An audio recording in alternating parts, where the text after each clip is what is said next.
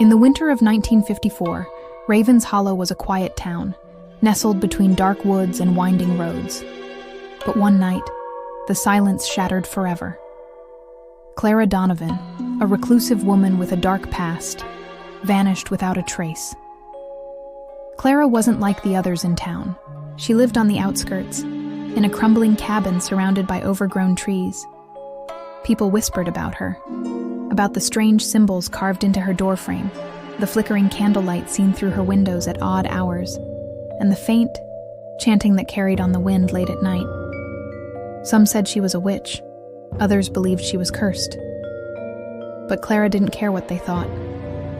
Her life was devoted to one thing: unlocking the secrets of the dead. She had always been drawn to the supernatural, but not in the way most people are. It wasn't curiosity or fascination. It was desperation.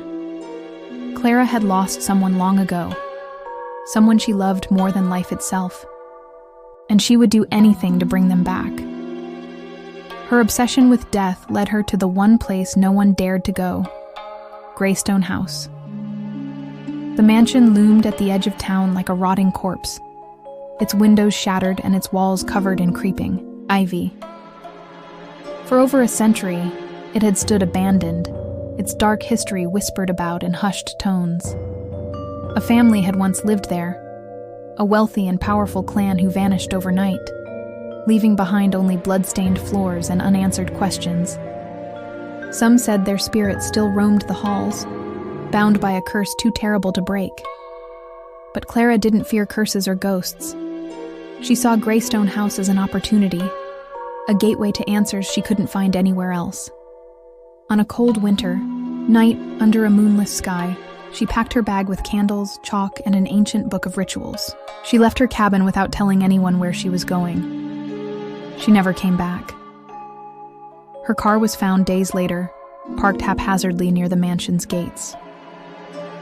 The driver's side door hung open as if she had fled in a hurry, or been dragged out. Inside the car were strange symbols scrawled on scraps of paper and a single black feather lying on the passenger seat. But of Clara herself, there was no sign. At first, the town tried to forget about her. Most people were glad she was gone. They had always feared her anyway. But then, strange things began to happen. Whispers filled the streets at night, low and guttural, like voices speaking from deep underground. People claimed to see shadows moving where there shouldn't be any, or felt icy hands brush against their skin when no one was there. And then there were the sightings of Clara. Some swore they saw her standing in the broken windows of Greystone House, staring out at them with hollow eyes and a face twisted in agony. Others heard her voice calling their names from deep within, the woods, luring them closer to something unseen.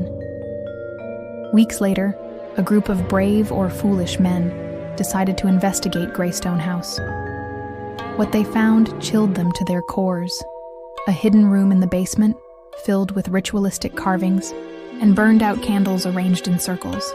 In the center of the room lay an open book, the same book Clara had taken with her that night, and beside it was a single line scrawled in blood: "They took me." The men fled and never spoke of what else they saw that night.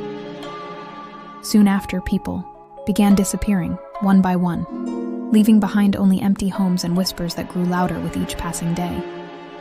The shadows around Greystone House seemed to stretch farther into town, as if reaching for new victims.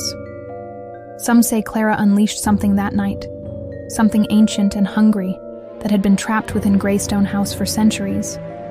Others believe she became part of it herself, a spirit bound by her own desperation and greed for forbidden knowledge.